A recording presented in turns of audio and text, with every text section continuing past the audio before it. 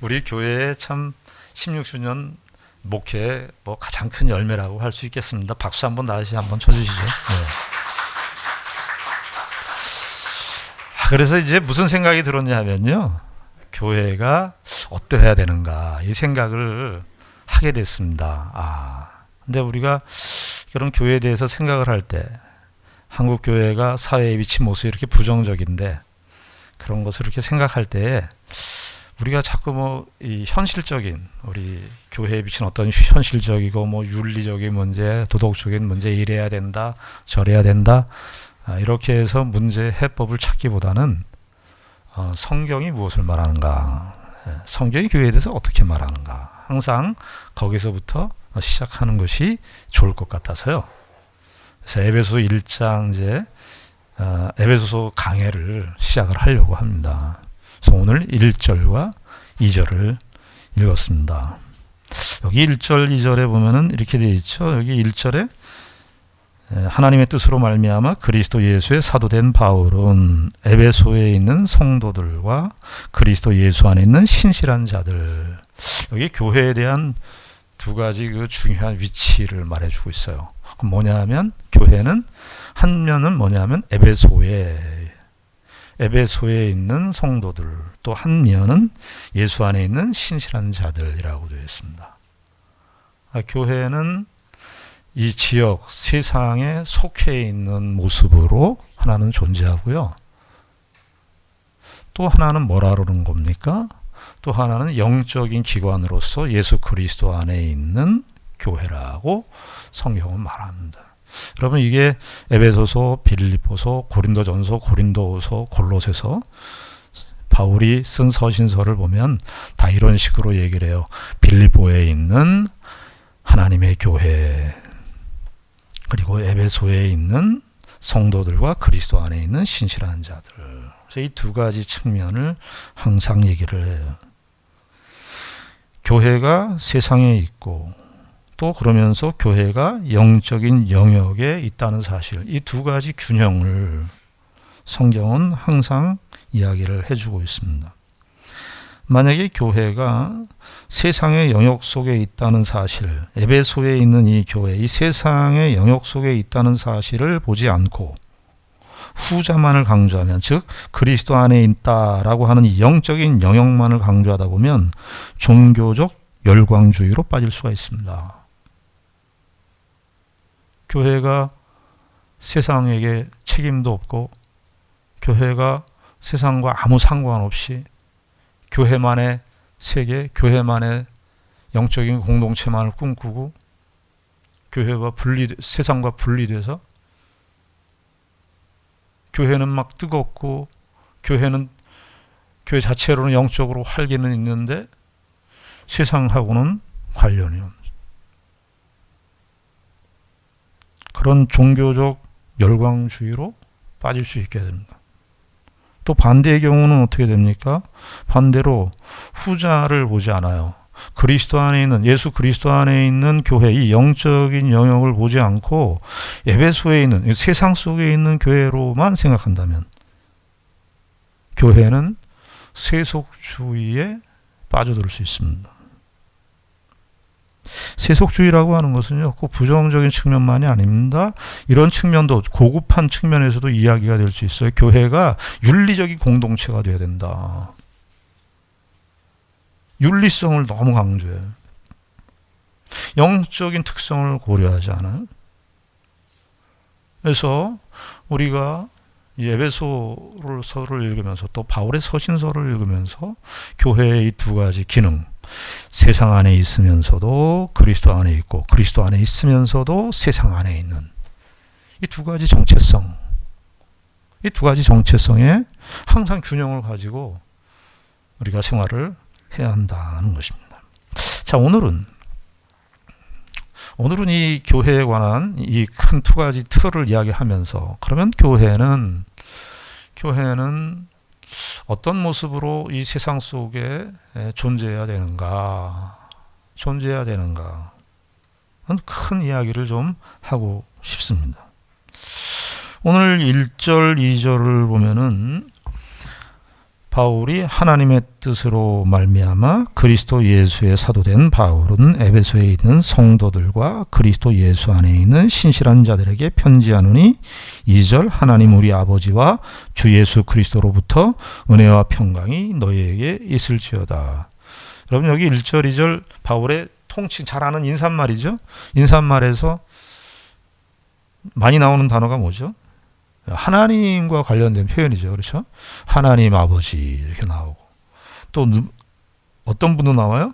1절에 보니까 그리스도 예수 하나님 그리스도 예수 또 1절 하반절에도 보면 그리스도 예수 안에 있는 2절에는 또 하나님 우리 아버지와 주 예수 그리스도 너무나 우리가 너무나 통칭적으로 너무나 잘 아는 이런 말씀인데요. 사실은 이 서두에 나오는 이 말씀 하나님 나오고 예수 그리스도 나오고 이제 에베소 뒷부분에 가면 1장 13절에 누가 나옵니까? 성령께서 나옵니다. 그리고 여기 우리가 에베소서가 총 155절로 되어 있는데 하나님이라고 하는 단어가 31번 나오고요. 예수님이 20번 나오고 그리스도가 46번, 46번 나오고 성령이 14번, 주라는 이 호칭이 26번.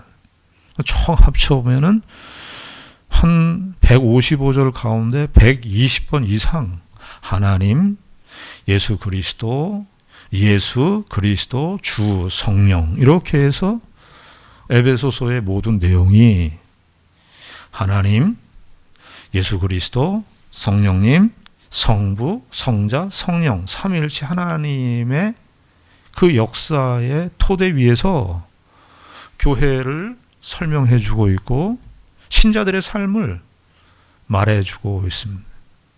그러니까 에베소서 이렇게 보면 물론 성경 전체를 다 확대해 보면요. 에베소뿐만이 아니라 성경 전체에 다 가만히 가보면 삼위일체 하나님의 일하심과 삼위일체 하나님의 역사가 베이스에 이렇게 딱 깔려 있어서 성경에 굳이 삼위일체라는 말을 안 써도 모든 사람들이 이것은 삼위일체 하나님의 역사구나 하는 것을 우리에게 알려줍니다.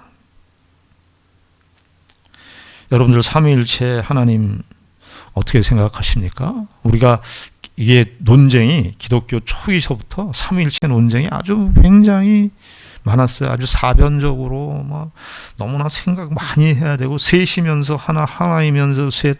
여러분들 이게 수학적 논리로 가능합니까? 설명이 가능하지가 않아요. 수학으로 설명을 할 수가 없어요. 근데 사람의 이성에 맞지 않으니까 그것을 설명하기 위해서 사람들이 여러 가지 언어들을 만들어내고 변증적인 그런 단어들을 만들어냈는데 중요한 것은 우리가 이해하든 이해할 수 없든 간에 성경은 삼위일체 하나님을 말하고 있다는 것입니다.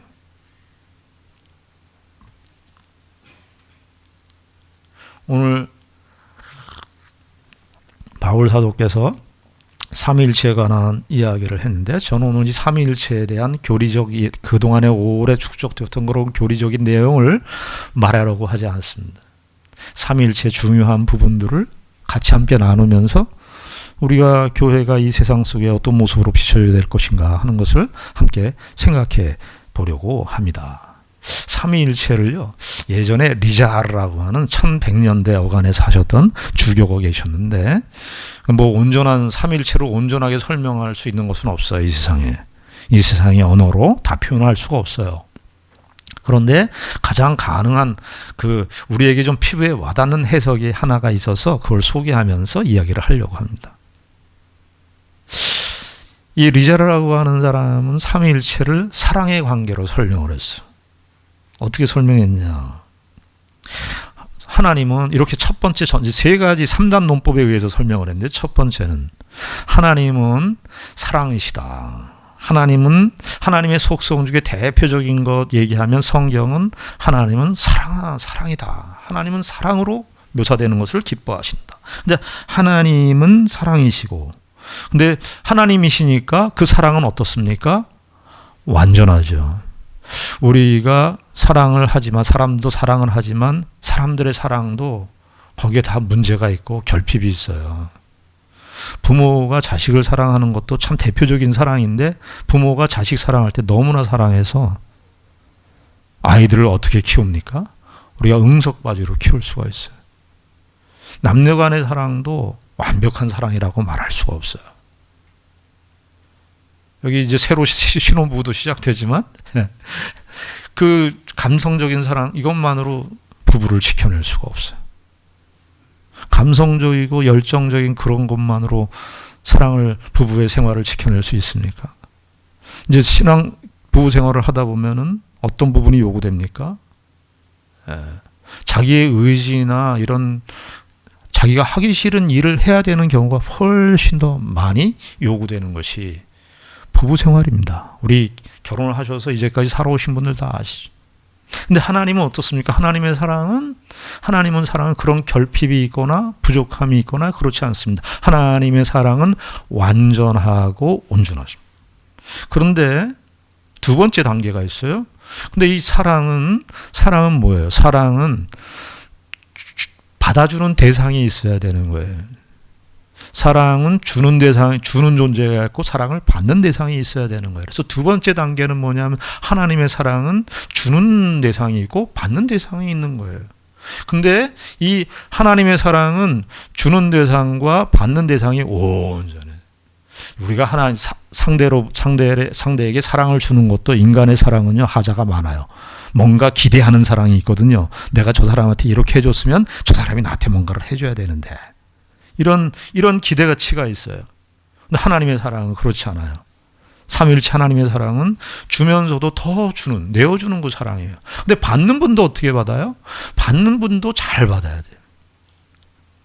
근데 이렇게 하나님의 사랑은 독자적으로 하나님의 사랑, 그 완전하신 사랑인데 이 사랑은 무엇을 필요로 하느냐 하면 관계가 필요가 돼요. 사랑을 주는 자와 사랑을 받는 자가 있어야 사랑이 성립이 되는 겁니다. 자, 그런데 주는 분이 있고 받는 분이 있어서 사랑이 성립이 되는데 근데 이것만이 성경의 사랑을 다 말하는가? 만약에 주는 자와 받는 자만의 사랑이 있다면 이타적 사랑은 과연 어떻게 되는 것인가? 제3자에게 베풀어지는 그 사랑이 있어야 되는 것이 아닌가? 그래서 중세 때 이 리자르라고 하는 이분은 첫 번째 단계로 하나님은 사랑이 완전하시다. 두 번째 단계는 이 하나님의 사랑은 서로 주고받고 해야 되는 관계가 형성돼야 된다. 그런데 만약에 사랑을 주는 대상과 받는 대상만 존재한다면 그 사랑이 흘러 넘쳐야 되는데 제3자에게 도달해야지 진정하고 완벽한 사랑인데 하나님의 사랑은 세 번째, 이 세 번째 존재가 계셔서 그 하나님의 사랑이 흘러 넘쳐서 세 번째의 대상에게까지 전달되는 사랑. 그래서 이 사랑과 사랑 사이에 기쁨이 솟아나는데 그 기쁨은 둘만의 기쁨이 아니라 말이죠. 둘만의 기쁨이 아니에요. 둘만의 기쁨이 아니라 제3자에게까지 그 기쁨이 넘치는 그 사랑. 그래서 리자르라고 하는 이분은 삼위일체를 이 사랑의 관계에서 비유를 했습니다. 완벽하고 온전한 삼위일체 관계를 표현한 것은 아닙니다. 제가 분명하게 말씀드립니다만 그러나 우리에게 삼위일체 하나님의 사랑에 관한 이 내용들을 음미할 만한 그런 설명이라고 할 수 있겠습니다. 여러분 성경의 창세기도 보시면은요, 창세기에 보시면 하나님께서 천지 만물을 창조하셨는데 보시기에 좋았다 다 그러셨어요. 보시기에 좋았다. 그런데 어느 시점에 가니까 보기에 안 좋다 하신 표현이 나와요. 언제 그 표현을 썼을까요? 창세기 2장 18절에 보면 하나님께서 아담을 창조하셨죠.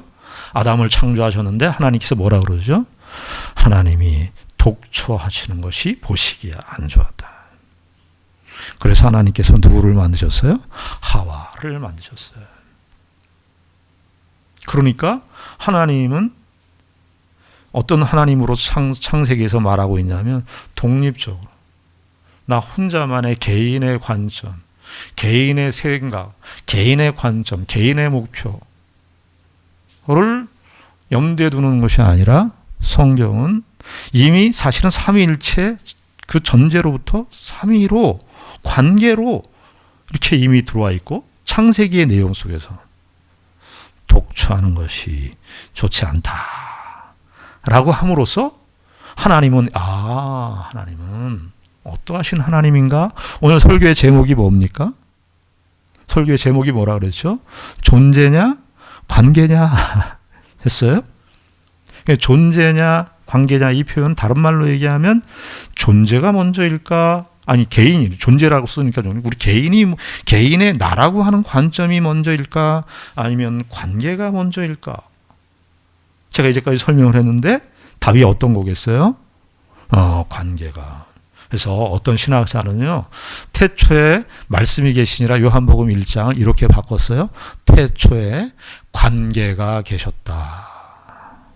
왜 무엇을 통해서 할 수 있어요? 삼위일체 하나님께서. 삼위일체 하나님께서 삼위일체로 계셨으니까 성부, 성자, 성령 하나님으로 계셨는데 그분 다 관계, 사랑의 관계로 존재하신 거예요. 그러니까 기독교는요 무엇으로부터 출발하는 종교입니까? 관계로부터 출발하는 교회예요.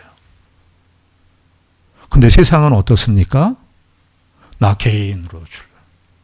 나 개인이 우선이에요. 세상은 점점 더 어떻게 돼가죠? 점점 더 개인화돼가요. 우리가 사는 세상, 저 여러분들이 살고 있는 이 시대, 요즘에 잘 아시잖아요? 나 홀로족. 사람들이요 이렇게 됐어요. 사랑은 하고 싶은데 결혼은 안 하죠. 그렇죠? 책임을 안 지고.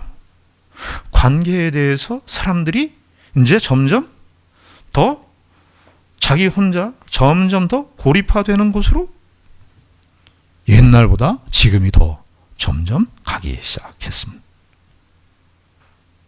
성경은 우리에게. 그래서 그리스도인들은 예수를 믿고 구원을 받았다 하는 이 사실은 우리가 천국에 간다, 예수 믿고 천국에 간다 그런 측면만 있는 것이 아니라 제일 먼저 우리의 생각, 우리의 시작점, 우리의 모든 생각의 출발점을 새롭게 정립을 해야 되는데 어디에서부터 출발해야 되느냐? 개인주의적 출발로 하는 게 아니에요. 나의 개인으로부터 출발하는 게 아니에요. 무엇으로부터 출발해야 된다? 관계로부터 출발해야 돼요. 관계. 그래서 어떤 신학자는요, 이런 말을 했어요. 무슨 말을 했냐? 사람들이 혼자서 할 수 없는 것이 두 가지가 있다. 그래서 혼자서 할 수 없는 것이 두 가지가 있다. 혼자서 할 수 없는 거예요. 혼자서 할 수 없는 게 뭐겠어요? 결혼은 혼자서 할 수 없어요. 요즘에는 이제 동성애 이런 것들이 아주 자연스럽게 들어와요. 요즘에 이제 영어 사전이나 우리 국어 사전도 보면 결혼이라는 것을 옛날에 어떻게 표현했습니까? 남성과 여성, 서로 다른 이성이 만나서 결합하는 것을 결혼이라고 정의를 했습니다. 근데 요즘에는 이제 그렇게 안 합니다. 타자, 서로 다른 존재끼리 성을 이야기하나요? 하여튼 동성이라도 상대방이 있어야 결혼을 하는 거예요. 근데 또 하나 혼자서 할 수 없는 것이 있어요. 그리스도인으로 사는 것. 그리스도인으로 사는 것은 혼자서 할 수 없는 거예요. 우리 한국 교회, 우리 상황, 우리 한국 사회적인 상황에서 우리 한국 교회 교인들도 한국 사회에서 예수를 믿었기 때문에 우리 또 한국 사회는 훨씬 더 개인주의적이고 이기주의적인 성격이 강한 것이 사실입니다. 예수도 내가 믿었어요. 교회도 내가 다녀. 교회도 내가 다니고 예수도 내가 믿어.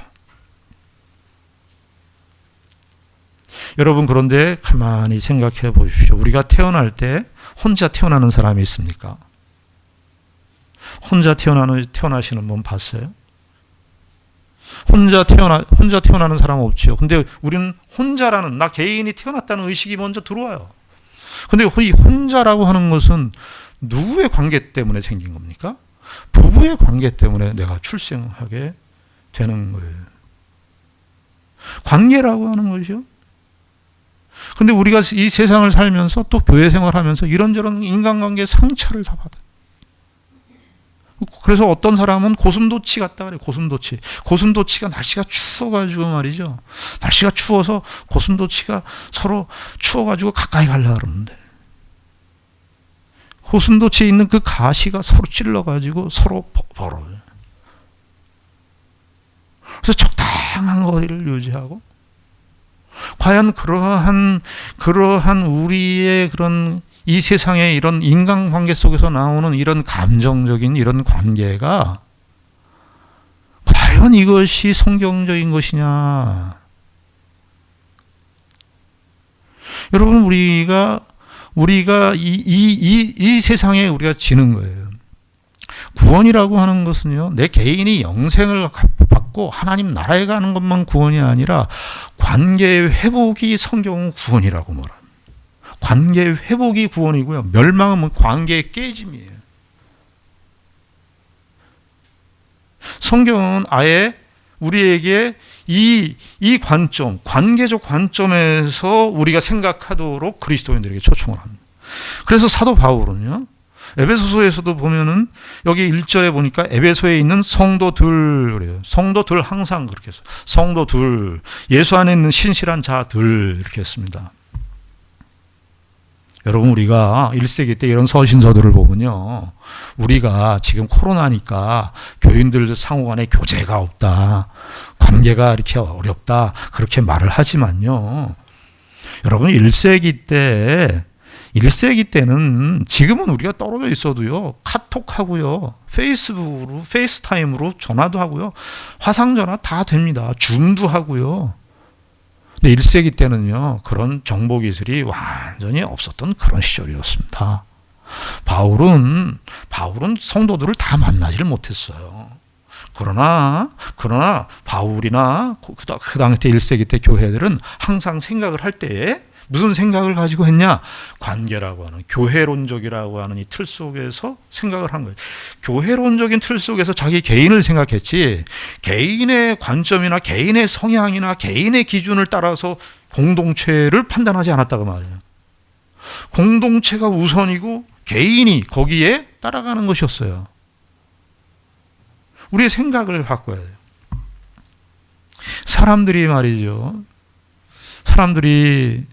참 우리가 이 세상에 살면서 여러 가지 참 힘든 일들, 뭐 여러 가지 어려운 일들을 다 겪으면서, 최근에 그런 기사를 읽은 적이 있어요. 어떤 젊은 직장인인데 직장에 가서 이런저런 사람들하고의 관계에 시달려가지고 너무 화가 나갖고 회사도 그만두고 이 코로나 와중에 말이죠, 모든 사람들하고의 관계가 너무 힘들어가지고 나를 알지 못하는 곳으로 도피를 하자 그래가지고 헝가리로 갔어요. 헝가리. 이 코로나 와중에 그 모든 그 방역 시스템을 다 혼자 갖춰가지고 헝가리를 갔는데, 모든 사람의 그 관계를 다 끊고 헝가리 갔는데 딱 하루 지나니까 사람들이 보고 싶은 거예요. 사람들이 보고 싶은 거예요. 여러분, 우리가 잘 생각해야 됩니다. 쇼생크 탈출이라고 하는 영화 보셨습니까? 예전에 쇼생크 탈출이라고 아주 유명한 영화입니다. 그 쇼생크 탈출의 주인공이 이제 뭐 증권회사에 다니다가 거기서 탈옥하는 이야기인데, 저는 거기에 기억나는 장면 하나가 뭐냐면 브룩스라고 하는 흑인입니다. 제가 그 영화의 그 잔상이 아직도 남아 있어요. 그 브룩스라고 하는 사람은 장기수였습니다. 한 20-30년 동안 감옥에 있었습니다. 그런데 이분이 석방의 날이 다가왔는데 기뻐하질 않아요. 그러면서 하는 말이 뭐냐 하니까, 나 안 나가면 안 되냐고.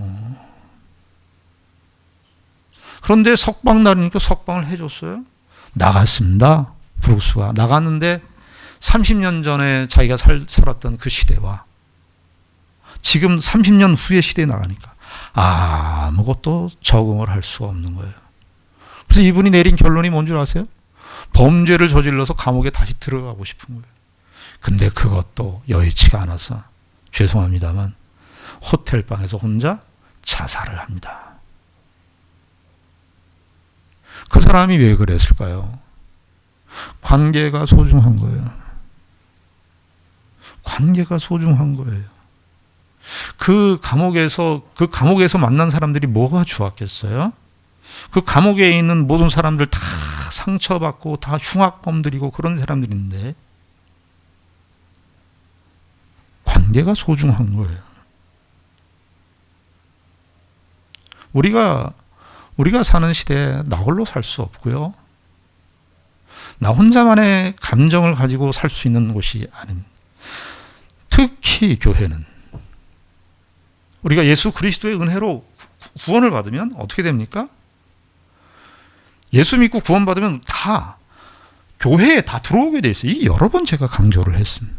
교회론하고 구원론하고는 분리되지 않는다고 말씀드렸습니다. 우리가 코로나 시기를 겪으면서 여러 가지로 우리가 교회로 많이 생각을 해야 되는데 제일 먼저 저는 들어오는 생각이 우리가 교회, 우리 교회적, 개인적으로 우리 교회적으로는 16년 동안을 이렇게 왔는데 우리의 관계는 과연 어떤 관계였는가? 우리가 어떤 관계로 우리 교회를 섬기고 있는 것인가? 여러분, 마태복음 5장에 보면 하나님께서 산상수훈을 말씀하셨습니다. 산상수훈을 말씀하실 때 예수님께서 뭐라고 말씀하셨냐면은 이렇게까지 말씀을 하셨어요. 그러므로 예물을 제단에 드리려다가 거기서 내 형제에게 원망 들을 만한 일이 생각나거든. 뭐라 그래요? 그 원망 들을 만한 일을 해결하지 말고 제사 열심히 드려라. 그렇게 얘기합니까? 성경에서 얼마나 제사를 소중하게 생각해요. 예배가 얼마나 소중해요. 그런데 성경은 뭐라고 그러냐 하면 예물을 제단에 드리려다가 거기서 내 형제에게 원망 들을 만한 일이 있는 것이 생각나거든. 24절. 예물을 제단 앞에 두고 형제와 화목해라 그래요. 무슨 이야기입니까? 너희들 예배 드리는 거, 교회 나오는 거 그 이상으로 중요한 것은 관계를 소중하게 생각해야 돼요. 마태복음 5장 41절에 가면 뭐까지 얘기합니까? 너희 원수를 사랑하라 그러면서 원수가 오리를 가자 그래요. 오리를 가자 그러면 뭐라 그래요? 심리까지 가야 돼요.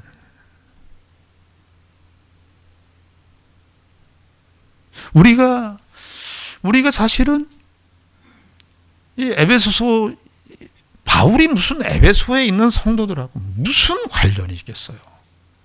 인간적으로 따지자면, 세상적으로 따지자면, 그리고 빌립보에 있는 성도들 무슨 관계가 있겠어요? 예수 그리스도.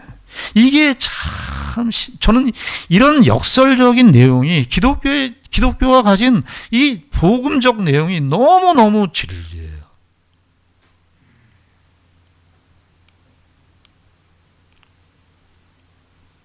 우리는요, 이런 인식의 지평을 좀 넓히고 내가 생각하고 내가 바라는 그런 내용들을 관철시키는 것이 꼭 뜻이 아니라 저 사람의 이야기를 듣고 내 생각을 굽히는 것도 자존심 상하는 게 아닌데. 여러분, 요즘에 제가 지난번에도 한번 소개한 그 유명한 사람이 있습니다. 그 루안 윌리엄스라고.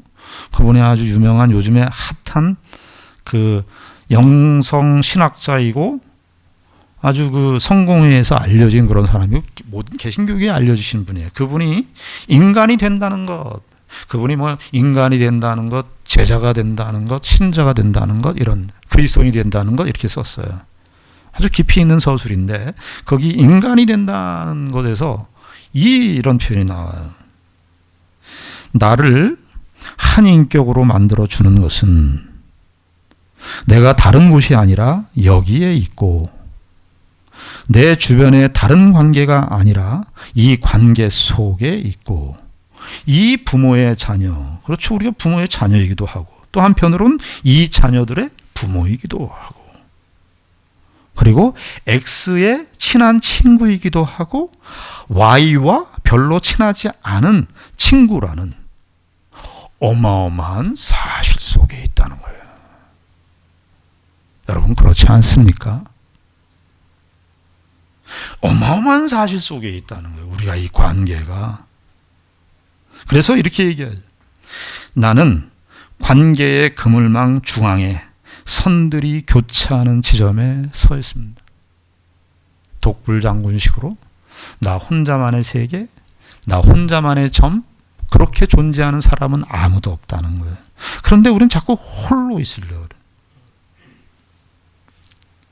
우리가 그러면서 이렇게 말합니다. 우리가 사람들이나 개인에게 인격적 존엄이나 가치를 부여하는 이유는 우리 모두가 관계를 맺는 가운데 다른 사람의 실존 안에서 현존하거나 그러니까 실존 안에서 내가 현재 존재하거나 의미를 갖는다고 인식하기 때문입니다.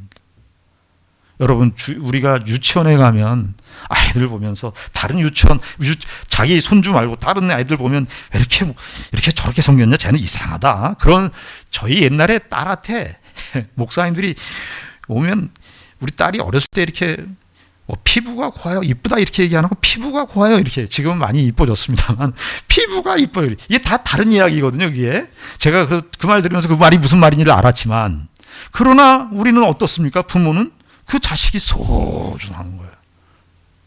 우리가 다 그런 관계, 다 서로 관계에 있습니다. 저와 여러분들은 목회하는 동안 저에 대한 여러분들의 다 생각들이 다 다를 것입니다. 그렇죠? 저도 여러분들을 볼 때 다 생각들이 다 다르고 보는 것마다 다 관계예요. 이게 하나님의 은혜고 축복입니다. 우리가 16주년 기념주일을 맞아요. 저와 여러분들이 이 관계의 소중함을 그리스도의 은혜로 말미암아 삼위일체적 이 관계가 교회로 표현되고 교회로 나타나기를 원하는 그런 하나님의 섭리와 뜻을 우리가 이 시간에 다시 한번 감사하고 서로 확인하면서 우리가 서로가 서로에 대해서 그리스도 안에서 이렇게 놀라운 관계로 부름을 받았다고 하는 사실 다시 한번 기억하시고 16주년을 보내면서 우리가 서로 한번 박수를 좀 치죠. 위로의 박수를 서로 쳐다보시면서 네 감사합니다. 서로가 서로에게 그런 관계입니다. 네 감사합니다. 네 기도하겠습니다. 하나님 은혜를 감사합니다. 16주년 동안을 하나님께서 인도하셨습니다. 하나님께서 교회를 세우신 가장 큰 영광은 우리를 모든 신자들을 그리스도 안에서 묶었다는 사실입니다. 이 관계를 더욱더 깊이 알아가는 더 성숙해지는 그런 교회로 세워나갈 수 있도록 주님 인도하여 주시옵소서. 서로가 서로에 대하여 더 깊이 열려있고 이해하고 받아주고 용서하고 넘어가고 관대해지는 그런 우리 교회가 될 수 있도록 주님 축복하여 주시옵소서. 예수님 이름으로 기도드리옵나이다. 아멘.